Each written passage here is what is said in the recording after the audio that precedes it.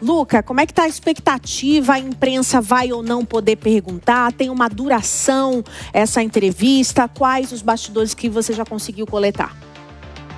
Pois é, Márcia, por se tratar de uma entrevista coletiva de dois chefes de Estado, geralmente a gente sabe que, no caso, dois chefes de governo, né, porque Netanyahu é chefe de governo, chefe de Estado é o presidente Isaac Herzog, mas por se tratar de duas pessoas tão importantes, num local tão importante, há uma limitação no número de perguntas. Geralmente eles deixam para 3 a 5 perguntas. Como o presidente Trump é uma pessoa muito espontânea, ele vai também analisar o momento, fazer a leitura do ambiente antes de decidir se encerra por lá ou se abre para mais perguntas. O fato é que vai ser o primeiro contato de Netanyahu com a imprensa mundial desde o último discurso que ele fez na Assembleia Geral da ONU, né, naquele plenário esvaziado, com muitos protestos, algumas vaias, inclusive a delegação do Brasil deixou o recinto logo que ele adentrou o palanque, e isso obviamente será questionado. Muitos vão perguntar sobre a posição de isolamento que Israel tem encontrado internacionalmente. Netanyahu, no seu discurso, nega que Israel esteja isolado, porque disse que os países que criticam Israel publicamente, falam mal sobre a estratégia adotada pelos israelenses em Gaza, ao mesmo tempo, de maneira privada, o parabenizam e agradecem as informações de inteligência concedidas. Então, ele tem informações, talvez, comprometedoras em relação a algumas lideranças que fazem um discurso publicamente, mas outro de forma privada. Obviamente que não sabemos se é verdade ou não.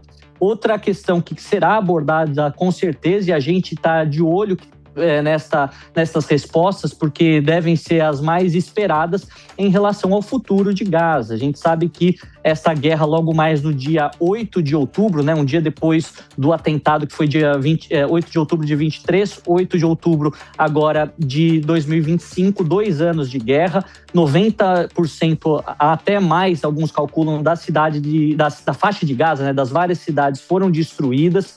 Cerca aí de 1,9 milhão de palestinos tiveram que deixar suas casas, também uma taxa de evacuação das suas residências acima de 80%, além de 65 mil mortos, de acordo com o próprio Ministério da Saúde dentro da faixa de Gaza. Então, por serem televisionadas essas imagens todos os dias, e as pessoas, tanto aqueles que trabalham na imprensa como aqueles que assistem, estarem tão emocionalmente ligados a essa guerra, muitos querem saber como ela vai terminar e quando vai terminar. Quando que a gente vai poder ter pelo menos uma perspectiva de início da reconstrução. O Renato Dorgan falou mais cedo, e é verdade, os países do Golfo são especializados nessas reconstruções de forma rápida, assim como fizeram em partes do Iraque, em partes também da Síria já tem iniciado. Agora, a faixa de Gaza vai precisar de muito dinheiro, muito tempo para poder restabelecer tudo isso, e as pessoas querem essas respostas. Acredito que hoje, com essa coletiva, poderemos ter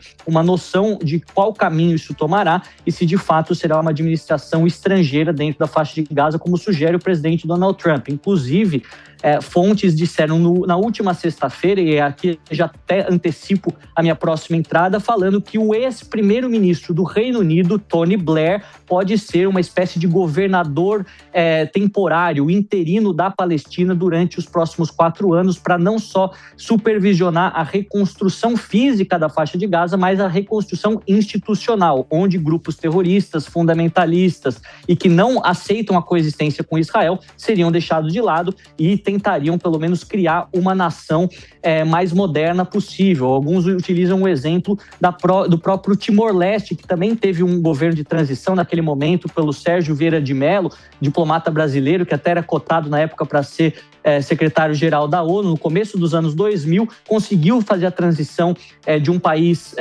destruído para uma nação funcional. Então, quem sabe Tony Blair, com a experiência que teve, né, como primeiro-ministro, também tem boas relações com a família Trump, poderia encaminhar uma faixa de Gaza mais livre, mais tranquila para sua população e economicamente viável, como a gente consegue ver. Não dá para um país e as pessoas sem nada nessas imagens de escombros atrás de escombros se reerguerem por elas mesmas. Então, vai precisar de uma ajuda forte dos países ricos do Golfo e de uma reestruturação institucional completa para que dê a essas crianças órfãs, essa população tão jovem que é a população da faixa de Gaza, um futuro que seja longe do extremismo religioso.